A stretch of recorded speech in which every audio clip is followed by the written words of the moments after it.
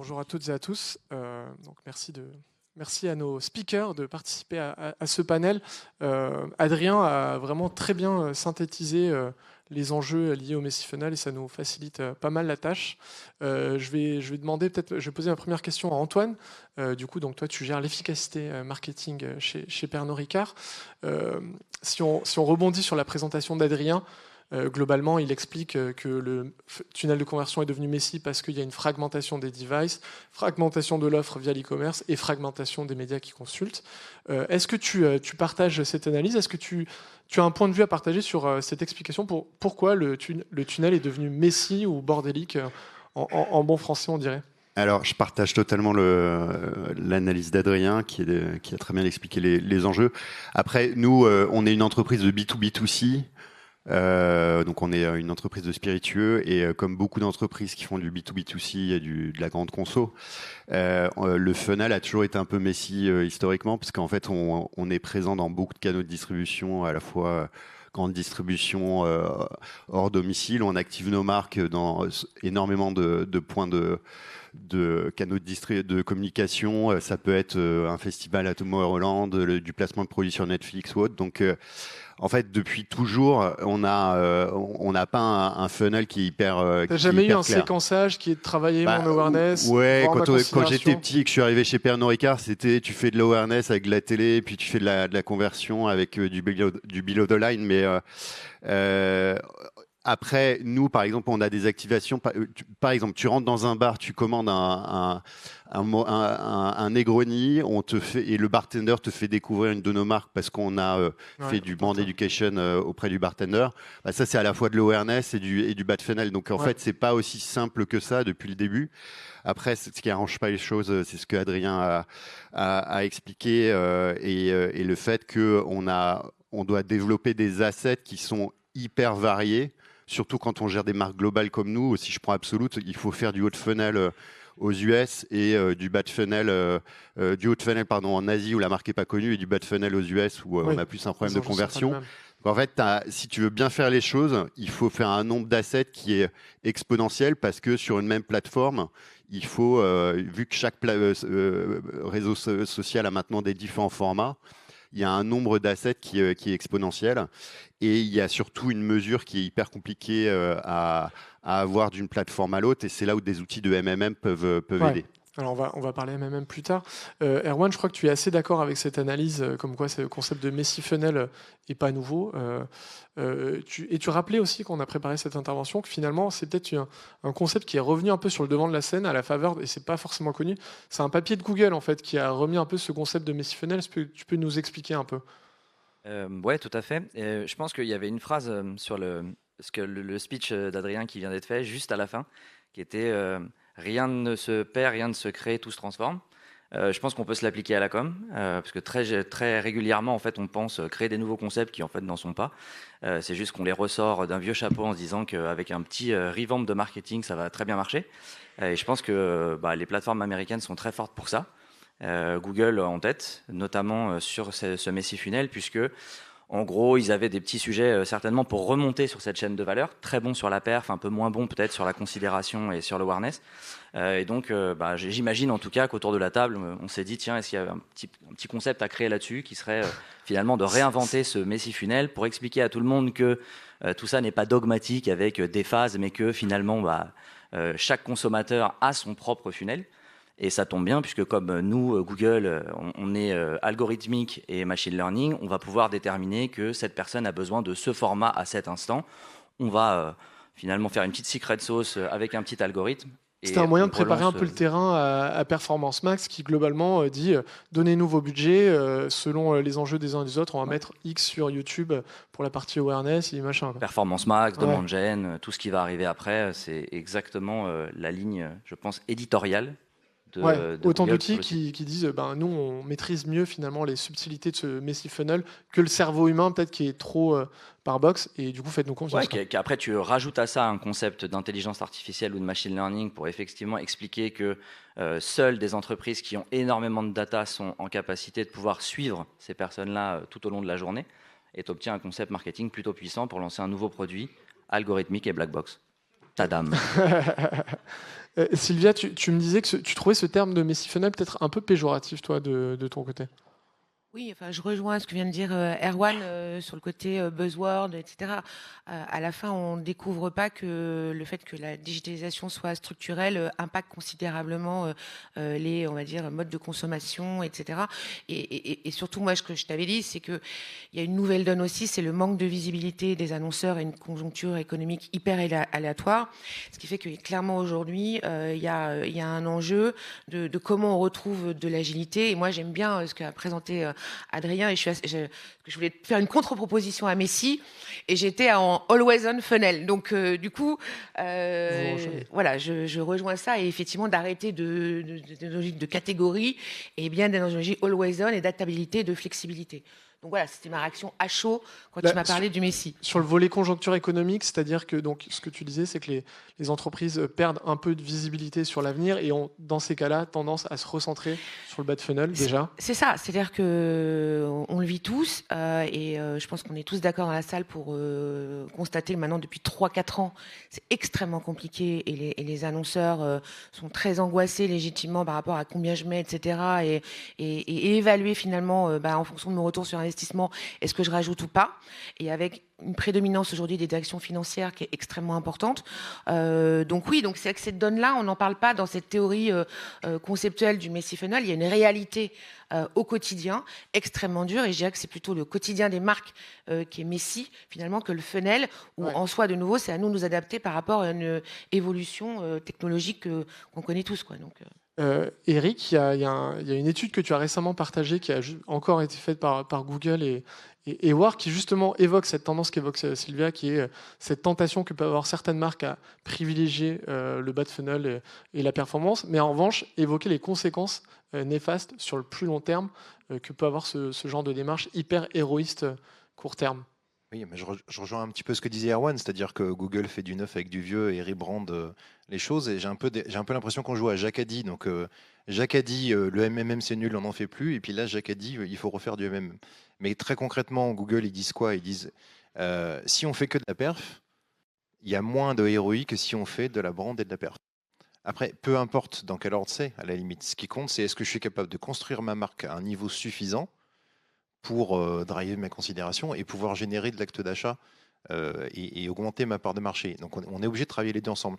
Et l'étude dit que si on est à 56-44, on arrive à un ROI de 3,3, on ne sait pas trop comment c'est mesuré, mais on voit que si à l'inverse la partie brand descend fortement, on arrive à un ROI de 2,3, donc on perd 30% quand même dans l'histoire. Ouais. Et c'est évident, si on ne fait que de la perf, on dégrade sa marque à long terme, et là on revient à du bon sens. Ça marche pour ça vaut pour toutes les marques, parce que c'est vrai que du coup Adrien disait qu'on était exposé à un millier de produits, et on a parfois l'impression que en tant que consommateur, j'ai beau m'être dit pour mon nouveau frigo je vais acheter telle marque, ma nouvelle telle marque, si je trouve qu'il y a un Black Friday et que je vois qu'il y a 30% de promo sur telle marque là, finalement en fait je vais y aller. Est-ce que cette notion de considération elle reste aussi importante pour décider On parle beaucoup du manque de fidélité qu'ont les consos à des marques. Est-ce que ça reste important de travailler ces trucs-là versus le prix en fait? Nous, on a essayé de traduire ça un peu de façon mathématique. On considère que la considération et la note spontanée, c'est un peu ton plafond de verre. Et après, tu actives effectivement ta politique promo, ta perception off, produit, pour pouvoir récupérer un peu plus. Donc si tu fais pas de noto, tu as un plafond de verre en termes de bassin d'audience que tu peux adresser. Okay. Tu as un plafond de verre, et en fait, nourrir ta brand te permet d'augmenter ton plafond. Et après, il faut quand même continuer à alimenter avec de la perf, parce que sinon, ça ne vient pas tout à fait tout seul. Mais toutes les études montrent que si on fait que de la perf, on nourrit du court terme et très très peu le long terme. Alors que quand on construit une brand, on construit du long et du court terme. Et le problème qu'on a, c'est ce que disait Sylvia, c'est que en fait, on a des impératifs où il faut rendre des comptes tout de suite. Et du coup, quand on doit sacrifier dans un cadre budgétaire, est-ce que je vais prendre sur ma brand ou sur ma perf? Je me tourne à ma droite. Qu'est-ce qu'on fait? La perf.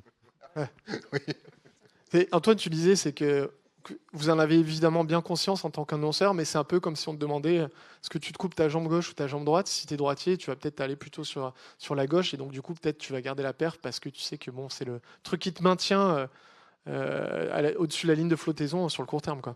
Oui, mais c'est clair qu'on voudrait tous faire de la perf et du branding à long terme. Mais après, on est tous exposés en ce moment. Nous, chez Pernod Ricard, on est hyper exposés à la Chine et aux US. Donc, je vous laisse imaginer les perspectives qui sont un peu compliquées en ce moment, même si la boîte va très bien. Donc, il faut qu'on aille sécuriser le PNL à court terme. Et sécuriser le PNL à court terme, si on ne veut pas toucher aux structures, bah, c'est les dépenses marketing sur lesquelles on n'a pas de certitude d'impact à long terme. Parce que le problème du long terme, c'est que les outils de mesure ne sont pas forcément hyper faciles à exploiter pour convaincre des CFO de continuer d'investir. Parce que souvent, on voit des impacts 6 mois après, 1 an après. On va gagner 1 point d'awareness si tout va bien. Donc, c'est sûr que c'est hyper tentant. Ça parle moins au CFO que le pourcentage d'uplift sur les ventes qui est pas toujours vrai, dont on ne challenge pas la réalité, mais il a le mérite d'exister, quoi. Bah, en fait, nous, on a monté un programme de MMM depuis 4 ans. On est quand même assez, même hyper confiant sur la qualité du ROI. Après, nous, on matraque aussi, je l'ai fait pendant des années en interne, qu'il n'y a pas d'impact long terme de ROI sans un minimum de ROI court terme. Donc, il n'y a pas des activités marketing magiques qui vont avoir un impact long terme sur le brand equity si à court terme, on ne voit pas un ROI qui est significatif. Ouais. Donc voilà, on se concentre sur vraiment de l'exécution qui permet un ROI très court terme, mais dont on sait aussi qui développe la marque à long terme. C'est là où c'est clair que le digital est très puissant, parce que c'est à la fois hyper puissant d'un point de vue court terme, et nous, on voit avec des études conso que ça développe les marques de manière significative à long terme aussi. Sylvia, ces arbitrages qu'évoquent Eric et Antoine, c'est la conséquence un peu du repositionnement que vous avez orchestré sur votre plateforme TF1+. Début octobre, vous avez annoncé que ça devenait une plateforme full funnel. C'était un peu un enjeu c'est un enjeu business énorme pour vous, quoi. Oui. Alors avant, ouais. Je vais juste partager une petite stat. J'ai vu récemment une étude de cabinet Ampère. Et en fait, aux États-Unis, sur le top 50 annonceurs, sur les 15 dernières années, d'accord, la croissance business n'est que de 0,9% en moyenne sur 15 ans. Donc, c'est là où, par rapport à cette accélération du court terme, par rapport à je construis ma brand equity et finalement j'oppose les sujets, on s'aperçoit finalement, la question à la fin, c'est quelle efficacité. C'est pour ça que n'avoir qu'un prisme de court terme est en fait dévastateur à terme. J'imagine qu'il y a d'autres facteurs quand même que le fait qu'ils aient peut-être surpressé les canaux bas de funnel quand même sur la croissance business. Non, mais c'est par rapport à tous les leviers, par rapport à tous les moyens, à la fin, parce que justement, il n'y a pas une prise de hauteur par rapport au sujet et qu'il y a cette confrontation et cette accélération par rapport au court terme. À la fin, quand tu prends un pas de recul, en termes de croissance, finalement, c'est pas si dingue que ça. Ouais. Et sur les top 50 annonceurs américains, il y en a 20 qui sont en baisse ou flat. Ouais. Donc, ce qui justifie ce 0,9. Voilà, pardon. Okay. Donc, mais c'est intéressant de partager parce que c'est aussi, il y a un moment, c'est comment on voit les choses évoluer dans le temps et comment on prend le temps de l'analytics par rapport à tout ça. Donc, oui, TF1+. Nous, clairement, on est hyper challengé par rapport à tout ce qui se passe et cette logique de digitalisation de nouveau fait qu'on doit faire évoluer notre business model et nous on doit effectivement passer d'un statut on va dire d'acteur incontournable du branding à un acteur qui permet d'accompagner les marques sur cette logique on va dire 360 qui travaille les différents on va dire touchpoints qui va permettre derrière de pouvoir convaincre les annonceurs que investir chez nous est vertueux à moyen et long terme. Donc du coup on a retravaillé notre plateforme, on a mis beaucoup d'investissements sur la partie data et la partie tech. Donc aujourd'hui puisque Adrien a lancé le ton sur les bonnes et les mauvaises nouvelles, j'ai une bonne nouvelle. Les plateformes n'ont pas l'apanage de la technologie, mais nous aussi, les médias, nous avons une force de proposition technologique et on s'entoure des plus grands partenaires et notamment on est dans une logique de compétition puisque un de nos partenaires, c'est Amazon. Voilà, et on est très ouvert par rapport à ça. Et donc, comment, effectivement, on ne reste pas à nice to have et de travailler uniquement le haut de funnel ou nous mettre dans notre couloir de nage de, voilà, vous faites que de la notoriété ou vous êtes une variable d'ajustement. Couloir qui se rétrécit. Mais, voilà, exactement. Mais au contraire, un must to have dans les plans et un must to buy parce que on a effectivement une pierre à contribuer dans l'édifice du parcours décisionnel du consommateur. Donc les engagements liés à ce repositionnement, c'est de devenir du coup créer un vrai asset techno. Il y a ce pôle d'ATEC aujourd'hui avec la logique de compétition. Est-ce qu'il y a d'autres d'autres choses qui découlent de ce repositionnement, d'autres engagements. Le sujet data, donc nous on lance notre Graph ID, donc par rapport effectivement à cet enjeu de la connaissance consommateur et comment tout au long du parcours d'accompagnement de la marque, on a la capacité d'apporter des insights, de créer des segments, de pouvoir travailler toute une logique de mesure et d'impact. Donc on a nous 25 millions de logués, on a développé donc une vingtaine de partenariats, notamment retail, et on a la capacité aujourd'hui d'avoir 1300 segments, donc 400 sur le retail. Donc, et tout ça en quelques mois. Donc je tiens aussi à dire, parce qu'on n'est pas les seuls, et que tout le monde investit beaucoup, et il faut aussi saluer ça, et on espère que voilà, et les agences et les annonceurs prendront en considération le fait que tout le monde se bouge pour rester dans cette logique de compétitivité et d'éligibilité. Voilà, c'est ça finalement. Et après, il y a l'enjeu de la mesure, mais je pense qu'on va y revenir avec Yannick probablement tout à l'heure. Tout à fait, là, pour permettre justement aux annonceurs et aux acheteurs de faire les bons arbitrages. C'est quand même la liaison fondamentale. Et on revient à la flywheel qu'a présenté Adrien, qui était plan, activation, mesure. D'ailleurs, à ce sujet-là, Antoine, je me demandais, Adrien nous a partagé deux choses que j'ai trouvées intéressantes. Le fait qu'une majorité d'annonceurs estiment qu'ils n'ont pas une bonne vision à 360 de leurs clients et qu'ils optimisent pas correctement leur plan média, et le fait qu'aujourd'hui, ils doivent adopter cette approche un peu flywheel où tu as le marketing qui nourrit les sales qui nourrit la finance, et la finance qui renourrit le marketing. Est-ce que toi, tu partages cette approche-là? Est-ce que c'est ce que vous essayez de mettre en place chez Pernod pour vous adapter justement à cet environnement devenu Messi?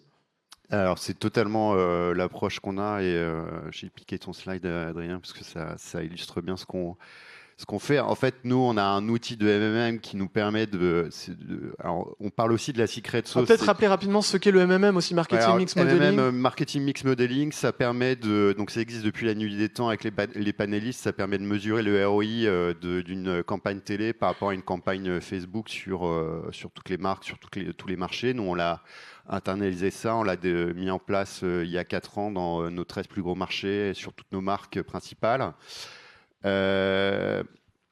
Et en fait, c'est pas juste un outil, c'est un écosystème qui permet de faire du test and learn. Donc on mesure la performance, par exemple, de la télé aux US sur Jameson. On se rend compte que la performance n'est pas extraordinaire par rapport au benchmark qu'on peut avoir. Et c'est là on rentre dans l'exécution pour calibrer l'exécution en termes de nombre de campagnes, de taille de cible, de GRP, etc.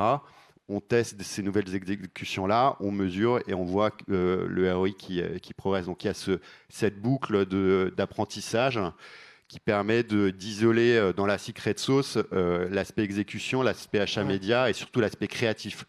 Parce que finalement, ce qu'on essaie, c'est d'isoler les variables d'exécution pour être d'équerre sur l'exécution. L'achat média, on commence à être pas trop mal, pour vraiment derrière pouvoir se dire, OK, l'aspect créatif qui est le plus dur à mesurer, qui est quand même, c'est prouvé dans plein d'analyses work que c'est ça qui drive le plus le ROI.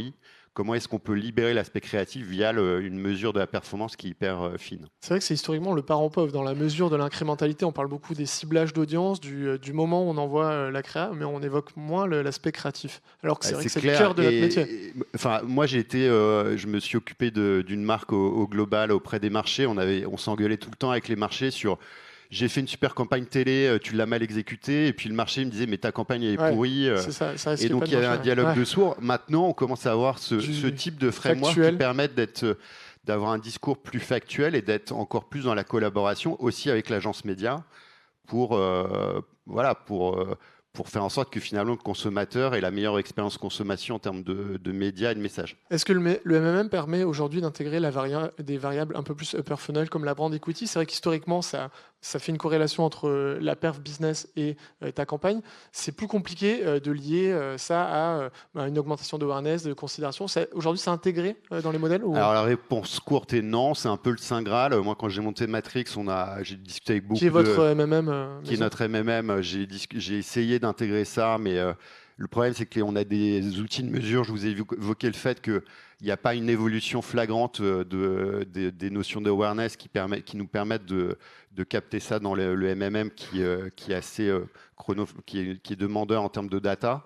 Donc nous, ce qu'on fait, c'est un truc assez simple. On mesure le ROI à court terme et on met des coefficients multiplicateurs long terme qui correspondent à l'impact des touchpoints sur la brand equity. En fait, ce qu'on fait, c'est assez simpliste, mais on se rend compte que c'est ce que font la plupart des industriels. Il y a eu une étude Equimetrix il n'y a pas longtemps qui montre que c'est la façon de faire actuellement. C'est pas l'idéal, et je pense que d'ici quelques années, on va craquer le fait d'avoir un MMM qui n'est pas uniquement sur les ventes, mais sur la brand equity, qui est ce qu'on veut tous, bien évidemment. Eric, tu disais que le MMM revenait à la mode. Vous n'échappez pas à cette mode parce que vous avez vous-même chez Cospirit lancé un MMM Lite.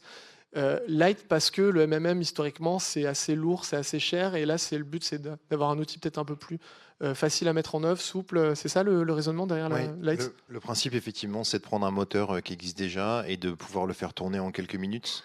Donc on est capable de faire l'inférence du modèle en 10 minutes et d'avoir toutes les semaines de l'information plus fraîche.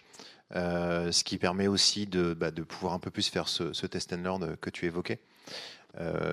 Et on a besoin d'assez peu de données. Enfin, on peut mettre énormément de données, on peut en mettre très peu. Nous, on est plutôt dans une logique de il vaut mettre globalement juste, exactement faux. Donc on réduit un petit peu le nombre de variables pour pouvoir faire une corrélation qui Vous l'avez mis en place chez un client déjà? On la met en test chez quelques clients, oui, exactement. Et quand tu leur présentes ça, ils disent allez, je signe, j'y vais, ou il y a encore un peu de défiance là-dessus? Alors, les clients trouvent ça très intéressant. Après, la question d'après, c'est comment je suis capable de justifier mon augmentation budgétaire vis-à-vis de ma direction financière. Voilà.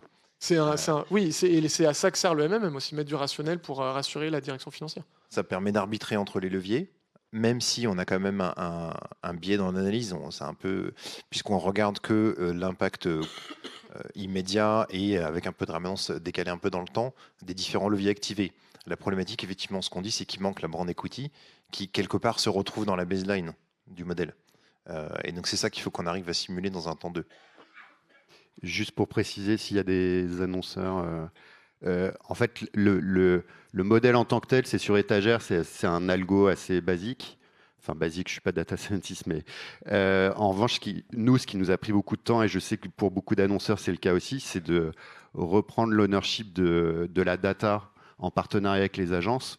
Parce que moi, quand j'ai monté Matrix et que je l'ai déployé dans les marchés, ça me mettait 6 mois à chaque fois pour reconstruire nos activités marketing. On faisait de l'archéologie de la data.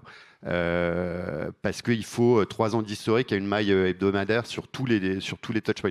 C'est ça qui, nous a pris beaucoup de temps, et je sais que c'est le cas de beaucoup de. Tu n'as pas les accès à tout. Parfois, tu as un prestat avec qui tu arrêtes de bosser, tu perds les accès. Exactement. C'est pour ça qu'il faut organiser cette data. Et aujourd'hui, il n'y a aucune contrainte technique pour ne pas avoir cette donnée. Il faut juste l'organiser proprement et la faire venir, la faire descendre. Une fois que c'est organisé, c'est assez facile, mais de l'organiser, nous, ça a été une grosse transfo en interne. Erwan, quand on s'en parlait, il y a un truc que je trouvais intéressant par rapport au MMM, de ce que tu disais, c'est qu'il faut aussi faire des MMM pour se faire peur. Et que oui, il y a un algo, mais il y a parfois des biais humains qui font qu'en fait, on peut lui faire dire un peu ce qu'on veut, et on peut faire du MMM pour se rassurer. Et ça peut être une erreur qui est faite par les marques. À partir du moment où tu as internalisé un modèle, de toute manière, tu vas te rendre compte que ton modèle, il ne s'applique pas sur les 52 semaines que tu fais. Généralement, il va s'appliquer sur 10, 15, 20, 30, 40, 50 en fonction justement de la puissance de ton modèle et de ce que tu veux faire. Donc ça, déjà, c'est un premier biais. C'est-à-dire que si tu expliques à ton directeur marketing qu'il s'applique sur 52 semaines, tu lui mens. Parce que c'est pas la réalité. Il s'applique certainement sur un nombre de semaines beaucoup moins grande que cette partie-là. Tu choisis là où ça marche, quoi. Tu choisis, entre guillemets, là où ça marche. Confirmation, un peu. Au-delà d'un biais de confirmation, ça dépend ce que tu veux en faire. Soit effectivement, c'est une démarche un peu de courage et de se dire est-ce que ce que je fais fonctionne et je veux le mesurer et je veux aller jusqu'au bout. Après, il faut aussi se mettre dans les bottes d'un CMO qui, pendant 5 ans, a expliqué à sa direction générale que son plan média, c'était ça, et que ça lui donnait des résultats. Le MMM arrive, regarde ces 5 dernières années et lui dit tout le contraire. Forcément, c'est quand même compliqué d'aller voir son patron et de lui dire alors ça fait 5 ans que nous te racontions n'importe quoi. Mais grâce au MMM maintenant, c'est magique, t'inquiète pas, ça va aller mieux. Forcément, comme dans tout, il y a un peu de marketing, un peu de communication sur les sujets. Et c'est forcément à partir de ce moment-là que tu peux réinventer ton modèle si tu le souhaites. Mais encore une fois, tu as aujourd'hui la data et les technologies pour en tout cas avoir un discours de vérité. Et après, à toi de choisir si ce discours de vérité, c'est celui que tu veux promouvoir. Ouais, ça c'est entre toi et ta conscience. Antoine, tu es plutôt d'accord là-dessus, je crois. Tu fais un parallèle que je trouvais assez marrant. Comme Matrix, c'est un peu comme Waze, quoi. Parfois, il se plante un peu sur l'itinéraire, donc il y a celui qui va aller au bout du truc et va tomber à l'eau, et tant pis pour lui. Et il y a celui qui se dit non, mais attends, là je vais où, et qui change un peu. Et c'est vrai que parfois, tu as besoin de l'humain pour prendre des paris sur des médias pour lesquels tu n'as pas d'historique, etc. Oui, alors nous au début on se battait avec les marchés pour qu'ils adoptent Matrix. On a un système de taux d'adoption, ils doivent utiliser au moins 50% de nos insights dans leur plan marketing. Alors au début on se battait parce qu'en fait l'algo il te sort des trucs un peu débiles, surtout dans des marchés un peu exotiques comme la Chine ou l'Inde. Mais en fait, après plusieurs refresh, on commence à calibrer l'algo et donc ce qui sort fait du sens pour le business. Donc il y a une adoption qui est un peu plus naturelle. Mais ce qui est marrant, c'est qu'il y a des marchés, alors je fais des gros clichés, mais les Allemands qui sont généralement hyper bons élèves, ils en étaient à des taux d'adoption à 80%, où là je leur disais, ben, en fait, il faut pas que tu ailles trop loin en termes d'adoption, parce que ce qu'on te dit, c'est sur la base du passé. C'est quand même pas mal de tester des nouvelles plateformes, de la téléconnectée, des nouveaux réseaux sur lesquels on peut communiquer. On va apprendre qu'on peut communiquer maintenant sur TikTok aux US sur les spiritueux. Donc voilà, on invite maintenant à désobéir à hauteur de 30-50%. Pour tester des choses nouvelles aussi, parce que je l'ai dit, souvent, finalement, la performance, elle est plus liée au contenu créatif que au choix du touchpoint en tant que tel. Ouais. Et c'est là où on fait toute cette boucle itérative de test and learn avec les marchés pour tester des nouveaux types d'assets. On approche bientôt du terme, donc je vais poser une dernière question peut-être à Sylvia et ensuite aux concernés. Tu as dit quelque chose tout à l'heure. Nous aussi, on est comme les grandes plateformes, on s'équipe en techno, on va sur le bas de funnel. Ce que tu dis aussi, c'est que pour l'instant, il y a peut-être un problème de prise de conscience côté buy-side de ces efforts-là, de ces assets-là que, on va dire, les médias traditionnels ont. Est-ce que tu as un élément d'explication au fait que quand un annonceur il doit penser performance, il pense plutôt Google, Meta que TF1, alors que la télé, c'est quand même un média hyper héroïque, c'est un média full funnel, awareness, performance. Est-ce que tu as des éléments d'explication ? Oui, c'est la conjoncture et le fait de se dire voilà comment dans un temps extrêmement court j'ai la capacité de réagir et je me rassure dans cette capacité de me dire voilà le digital c'est effectivement plus rapide à mettre en place, etc. Donc voilà, donc ça que nous. Un sujet d'agilité d'exécution des campagnes. Clairement, déjà. agilité. Enfin, il y a des annonceurs aujourd'hui qui vous disent voilà, moi j'ai un seuil minimum d'investissement que j'ai négocié et au mois je vais voir comment je réajuste en fonction de mes ventes et de la santé de mon business. Donc, quand on rentre dans des cycles de décision aussi courts, forcément... Quelle souplesse, vous, du coup, là-dessus ? D'où l'enjeu de la complémentarité. C'est-à-dire, nous, on n'oppose pas et les médias, on va dire, historiques versus digital. Nous, on pense qu'il y a une complémentarité. Ça, c'est le premier point. Et le deuxième point, néanmoins, puisque tu me relances sur la performance de la télévision, un petit, quand même, mot là-dessus. La télévision, effectivement, est aujourd'hui le média le plus performant dans cette logique de contribution héroïque. J'en suis désolée, ce sont des modèles économétriques qui le disent. On a fait une grande étude au niveau du SNPTV avec 220 modèles, 750 campagnes, 90 annonceurs et 10 secteurs. Et donc ça démontre que effectivement la télévision, elle a cette capacité déjà de meilleure contribution aux ventes, de plus de 45% quand le search deuxième levier est à 17%, qu'elle travaille aussi extrêmement bien sur la réduction de l'élasticité prix, qu'elle apporte le plus de synergie. Non mais désolé, je fais ma petite, mais c'est important parce que il y a un moment, moi, ce que je veux juste dire, c'est que nous, les médias et la télévision, parce que c'est le média que je défends et que je porte depuis des années, dans cette, on va dire, ce storm du funnel, nous, finalement, on a une proposition de valeur, de performance, de pérennité, de stabilité, d'efficacité. Voilà, et à un moment, à force de vouloir tout complexifier, peut-être aussi revenir à des choses simples. Donc, moi, j'adore les omelettes, mais je suis aussi fan d'un point qui est parfois less is more aussi, et arrêter de vouloir toujours tout sophistiquer, etc. Et puis, je rebondis sur ce que tu dis, Antoine. C'est formidable, Matrix, ça a l'air extraordinaire. Mais effectivement, l'innovation, le pari, la conviction, comment on emmène les équipes aussi, si tout est algorithme, si tout est analytics, à la fin... et si tout le monde surtout propose les mêmes choses et les mêmes modèles, à la fin, comment tu fais pour finalement créer cette préférence de marque, cette différenciation, cette émergence. Donc, vive l'humain et vive aussi la capacité de faire des paris d'innovation et parfois de se dire ça c'est peut-être pas prouvé, mais j'y vais quand même. Voilà. On va terminer là-dessus. Merci Sylvia.